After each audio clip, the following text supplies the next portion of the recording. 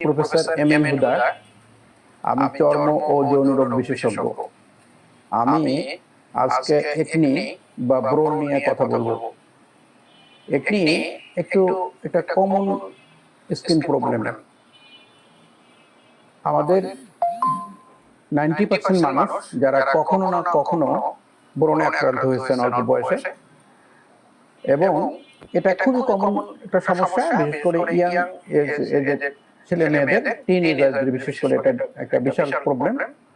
এটা প্রবলেম এই জন্য যেটা ফেসে বেশি আক্রান্ত করে, ফেসটাকে, মুখমণ্ডলকে। এর ফলে হয় কি, এটা একটা কসমেটিক প্রবলেম হয়ে যায়, যার জন্য অনেকে হীনমন্যতায় ভোগে, অনেকে এটা নিয়ে খুব টেনশন করে। তো ব্রণ কাদের হয়?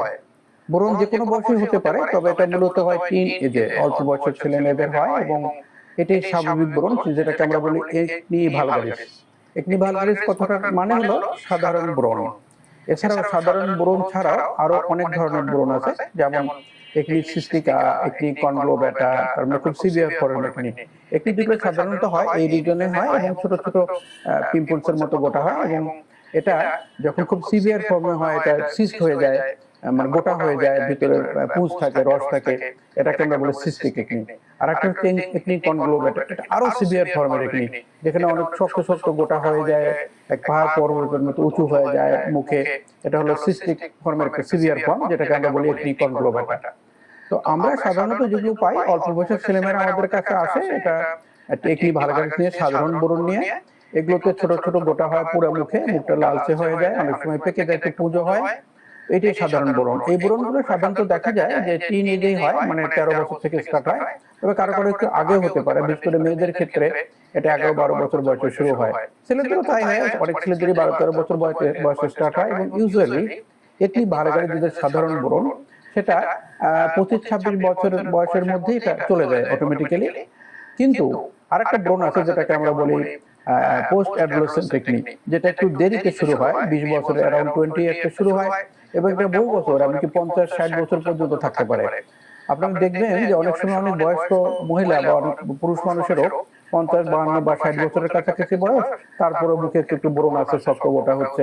এটা হলো একটা এটাকে আমরা বলি পোস্ট অ্যাডোলেসেন্ট, মানে বয়স্কদের ব্রণ। এই ব্রণগুলো অনেকগুলো কারণে হতে পারে। বিশেষ করে ব্রণ হওয়ার মূল কারণ যেটা, সেটা হলো যে আমাদের মুখে এবং শরীরের উপরের অংশে তো ব্রণ হয়, কিন্তু উপরে ব্রণ হয় এই এলাকায় আমাদের সিবেসিয়াস গ্ল্যান্ডগুলো বেশি। সিবেসিয়াস গ্ল্যান্ড মানে হলো তৈল নিঃসৃতকরণ যে গ্ল্যান্ডগুলো থাকে লোমকূপের গোড়ায়, সেগুলো সংখ্যা বেশি। যে কোনো কারণেই হোক, বিশেষ কারণ যেটা হলো যে যখন টিনেজ শুরু হয়, 12-13 বছর যখন স্টার্ট হয় ছেলে মেয়েদের, তখন টেস্টোস্টেরন লেভেলটা বেড়ে যায়। এটা হলো একটা সেক্স হরমোন, এবং এই হরমোনের প্রভাবে সিবিসিএস গ্ল্যান্ডগুলো হাইপার অ্যাক্টিভ হয়ে যায়, মানে তৈল গ্রন্থিগুলো ওভার অ্যাক্টিভ হয়ে যায়, বেশি কার্যকরী হয়ে যায়। তখন এরা তৈল তেল সিক্রেশনটা, সিবাম সিক্রেশনটা বাড়িয়ে ফেলে, বেড়ে যায়। এর ফলশ্রুতিতে ব্রণ দেখা দেয়। ব্রণ হয় তখনই যখন মানে সিবেসিয়াস গ্ল্যান্ডগুলো তৈল গ্রন্থিগুলো বেশি অ্যাক্টিভ হয়ে যায়, তখন শুরু হয়। এবং যখন দেখা যায় যে এগুলো গ্রন্থি, যে তৈল গ্রন্থি যেখানে থাকে লোমকূপের গোড়ায়, লোমকূপের গোড়ায় একটা পোর্ট থাকে, মানে সিক্রেটিং ওয়ে থাকে। যদি কোনো কারণে একটা ব্লকেজ হয়ে যায়, তাহলে হয় কি, এই ব্রণ তৈরি হয়। তো ব্রণের মূল চিকিৎসাই হলো যে অয়েলিনেস কমানো। যেহেতু অয়েলি স্কিন হয়ে যায় hyper secretion of the sebaceous গ্ল্যান্ডের জন্য, কাজে মূল চিকিৎসা হলো ঘন ঘন মুখটা ধুয়ে পরিষ্কার রাখতে হবে, এবং তেল বা তৈলাক্ত কোনো কসমেটিক্স ফেসে বা শরীরের উপরের অংশে যেখানে ব্রণ থাকে সেখানে লাগানো যাবে না।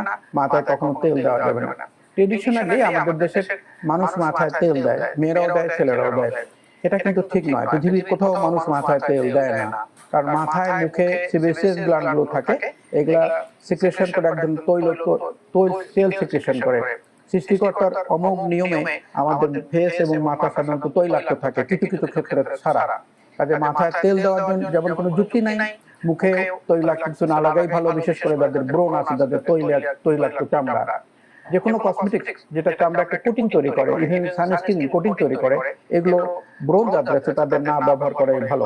আমি এই জন্য বলি যাদের মুখটা তৈলাক্ত, যাদের ব্রণ আছে, তাদের রোদে গেলে সানস্ক্রিন ব্যবহার না করে ন্যাচারাল সানস্ক্রিনের মধ্যে থাকতে হবে। ন্যাচারাল সানস্ক্রিন কি, যেমন সুতি কাপড়ের ঘোমটা, মেয়েরা দিতে পারে, ঘোমটা দিতে পারে, সুতি কাপড়ের মাস্ক করতে পারে, ছাতা ইউজ করতে পারে, এইভাবে সানলাইট থেকে প্রোটেকশন দেওয়া যেতে পারে। এছাড়া ইদানিং বেশ বেড়ে গেছে, সেটা হলো যে অল্প বয়সের মেয়েদের বা অল্প বয়সের কি মিড এজে হয়ে থাকে, এটা দেখা যায় যে ব্রণ খুব সিভিয়ার ফর্মের ব্রণ, সিস্টিক একনি বা কনভলিউটেড থাকতে পারে। এট দ্য সেম টাইম তাদের হাইপার হার্সুটিজম থাকে, লোম গজাচ্ছে, অনেকে চুল পড়ে যাচ্ছে, ওয়েট বেড়ে যাচ্ছে। এটা একটা ডিজিজ, এটা হরমোনাল ইমব্যালেন্স বিশিষ্ট মেয়েদের ক্ষেত্রে হয়। এটা সাধারণত 12-13 বছর বয়স থেকে 30-32 বয়সের মেয়েদের এটা হয়। এবং এটা হলো পিসিওডি, এটা হলো পলিসিস্টিক ওভারি সিনড্রোম। এটা হলো কি, মেয়েদের ওয়েট বেড়ে যায় ক্ষেত্রে এবং তাদের ওভারিতে ছোট ছোট সিস্ট তৈরি হয়। এটার ইফেক্টে তাদের হরমোনাল ইমব্যালেন্স হয়ে যায়, টেস্টোস্টেরন লেভেলটা বেড়ে যায়, মেল হরমোনটা বেড়ে যায়, যার ফলশ্রুতিতে তাদের ব্রণ বেড়ে যায়, তাদের মুখে মেল প্যাটার্ন হেয়ার গ্রো হয়, এটাকে বলে হার্সুটিজম। এবং অনেকে চুলও পড়ে যায়, ওয়েট বাড়তে থাকে। এটার জন্য এটার মূল ট্রিটমেন্টই হলো ওয়েট কমানো। ওয়েট কমাতে হবে, ওয়েট তার যে according to age and height যে ওয়েট থাকা উচিত তার উপরে কোনো কমে যাওয়া যাবে না, বরং তার নিচে রাখতে হবে। এটা ব্যায়াম করে কমাতে হবে। অ্যাট দ্য সেম টাইম অন্য যুগে তার প্রবলেম আছে, হরমোনাল ইমব্যালেন্স কারেকশন করতে হবে, মিনিস্ট্রেশন রেগুলার করতে হবে, এবং অন্য ব্রণের যেগুলো নিয়ম আমরা বলি, যেমন ঘন ঘন মুখ ধুয়ে পরিষ্কার রাখতে হবে, মাথায় তেল দেওয়া যাবে না, মুখে কোনো তৈলাক্ত কসমেটিক্স ইউজ করা যাবে না। তো এগুলো নিয়ম মেনে চলতে হবে। তো ব্রণ খুবই কমন প্রবলেম আমাদের দেশে। এটা প্রতিনিয়তই আমরা চেম্বারে প্রচুর ব্রণের রোগী পাই। কারণ হয় কি, অল্প বয়সের ছেলেমেয়েদের যখন ব্রণ হয় তারা হীনমন্যতায় ভোগে, দেখতে খারাপ, সমাজে তারা অনেকে বাইরে যেতে চায় না, মুখে ব্রণ হওয়াতে দেখতে খারাপ লাগে, সব প্রবলেম তৈরি হয়। তো ব্রণের চিকিৎসা এখন অত্যাধুনিক চিকিৎসা আছে। আমরা মেডিসিনাল ট্রিটমেন্ট ছাড়াও ব্রণের অনেক ধরনের আরো চিকিৎসা, যেমন ব্রণের দাগ যেগুলো হয়ে যায় ব্রণ কমে যাওয়ার পরে, সেগুলোর জন্য সার্জারি, কসমেটিক সার্জারি আছে, আমাদের লেজার সার্জারি আছে, বিভিন্ন রকমের চিকিৎসা এখন আছে। এবং ইদানিং দেখবেন যে যারা চিকিৎসা করে তাদের কিন্তু মুখে ব্রণ ভালো হয়ে যাওয়ার পরে কোনো দাগ থাকে না, আর দাগ থাকলেও এটা চিকিৎসা করে সারিয়ে ফেলতে পারি। তো আমি মনে করি যখন কারো ব্রণ হয়, এটা আর্লি ট্রিটমেন্ট ইজ খুবই ইম্পর্টেন্ট। আর্লি ট্রিটমেন্ট মানে যখন ইয়াং ছেলে মেয়েদের যে বয়সে যখন ব্রণ শুরু হয়, সাথে সাথে যত তাড়াতাড়ি সম্ভব একজন ডার্মাটোলজিস্ট একজন স্কিন স্পেশালিস্টের পরামর্শ নিতে হবে। এবং সবসময় মনে রাখতে হবে যে অপচিকিৎসা করা যাবে না। সাধারণ ব্রণ হলে দোকানদারে দিয়ে দেয় লাগা ব্রণ কমে যাবে, তারা করে স্টেরয়েড জাতীয় ক্রিম দেয়, তাতে করে সাময়িকভাবে কমতে পারে, কিন্তু এটা মারাত্মক। পরবর্তীতে মুখে আরো দাগ হয়ে যাবে, মুখ লাল হয়ে যাবে এবং বিভিন্ন সমস্যা দেখা দেবে মুখে। এটা করা যাবে না, কাজে অপচিকিৎসা নেবেন না। আপনার ব্রণ যখনই দেখবেন হচ্ছে, যত তাড়াতাড়ি সম্ভব একজন ভালো স্কিন স্পেশালিস্টকে দেখান, তিনি আপনার পরামর্শ দেবেন, তিনি ওষুধ দেবেন, দরকার হলে লাগানোর ওষুধ, ব্যবহার ওষুধ দেবেন, এবং আপনি সুস্থ হয়ে যাবেন। ব্রণ কোনো পার্মানেন্ট সমস্যা নয়, এটা কমপ্লিটলি ভালো হয়ে যায়। আপনার এটা হীনমন্যতায় ভোগার কোনো কারণ নাই। এটা সম্পূর্ণ ভালো হওয়ার জিনিস, ভালো না হওয়ার মতো কোনো অসুখ নয়। কাজে এটা নিয়ে দুশ্চিন্তা কেউ করবেন না, হীনমন্যতায় ভুগবেন না, চিকিৎসা নিন, পুরোপুরি সুস্থ হয়ে যাবেন। ধন্যবাদ সবাইকে।